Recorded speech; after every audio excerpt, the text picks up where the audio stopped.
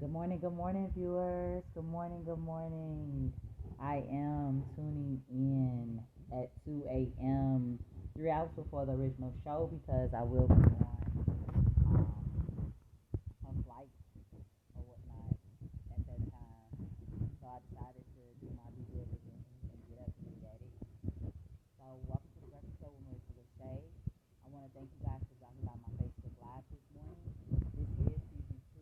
If you missed out on season 1, please feel free to head to our YouTube channel for the network where you will see everything from season 1 as well as content from myself, Marisha LaShay, my dad, Mo Morris, and my cousin and a few other influencers that are along with the network and whatnot. So check us out.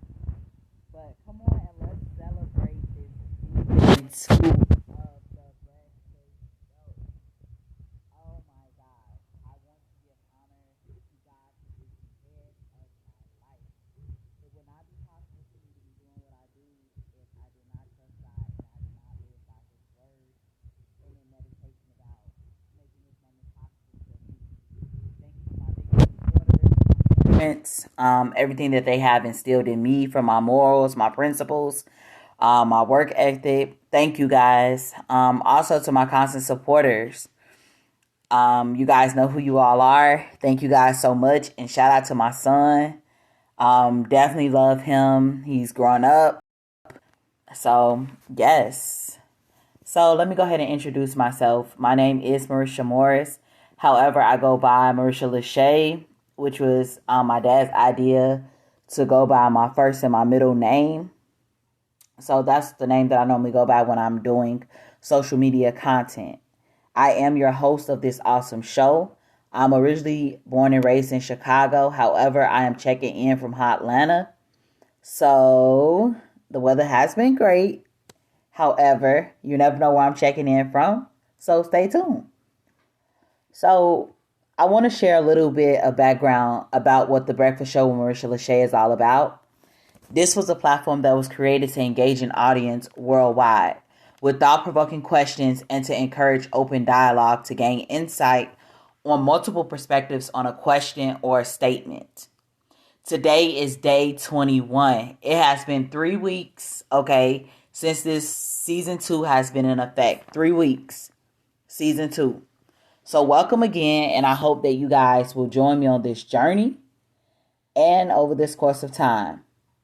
Now, for the next part of the show, this is where we check in on our mental health just to see how we are doing on a day-to-day basis. This is measured on a scale 1 to 10, 1 being the worst day of your life, 10 being the best day of your life. You can be off the scale either way. You could be in a negatives or you can just go higher than 10. That could be 11, that could be 50, that could be infinity, whatever that you decide to do.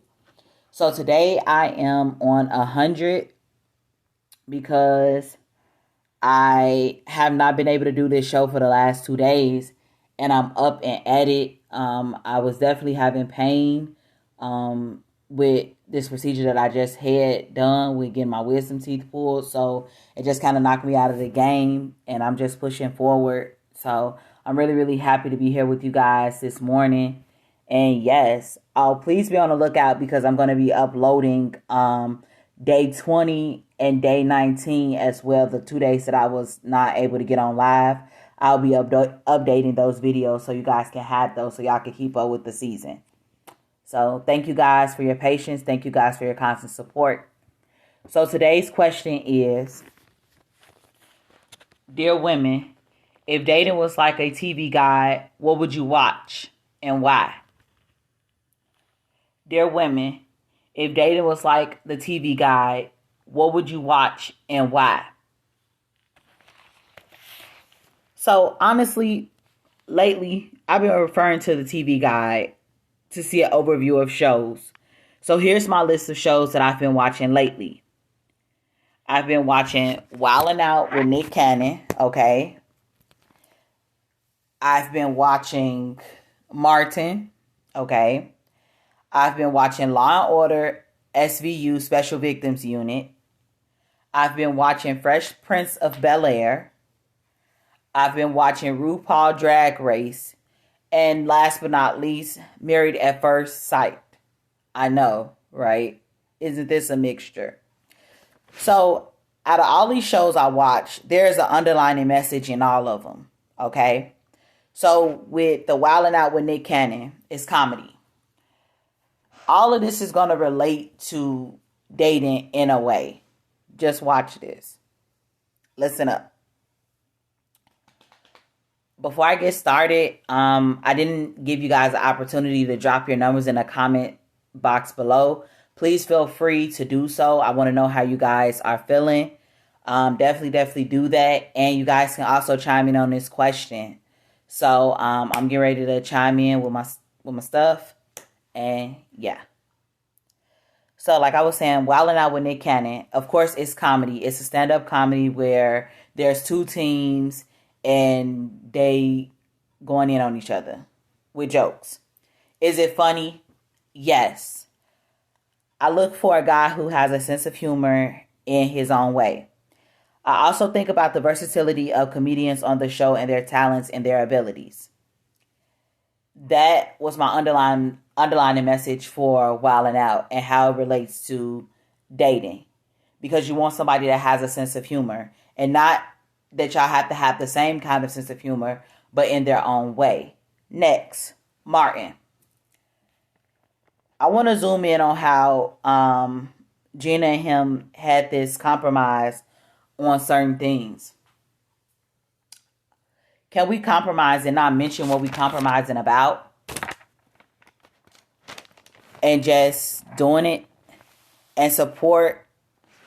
Another thing as this was the support and the stability and whatnot. Also, love should not be built on materialistic stuff. So that was my underlying message from Martin. Like just being able to actually compromise without having to really say what you're compromising about and just doing it. Actually being able to support each other when you guys need to be supported.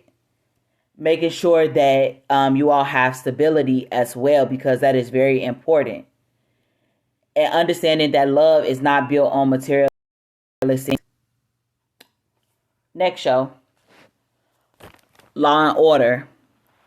Special Victims Unit. Let's not just hide the traumas of our lives, and let's not be left victimized. Men have issues as well, and women too. Let's make therapy popping. Mental health is important. Let's be able to read each other's minds in a way that we can understand each other on a deeper level of your past traumas and your past. Because your past is what allowed you to be able to get to where you are now. That don't mean that the past has to come with you in future endeavors, but it has gotten you to your present.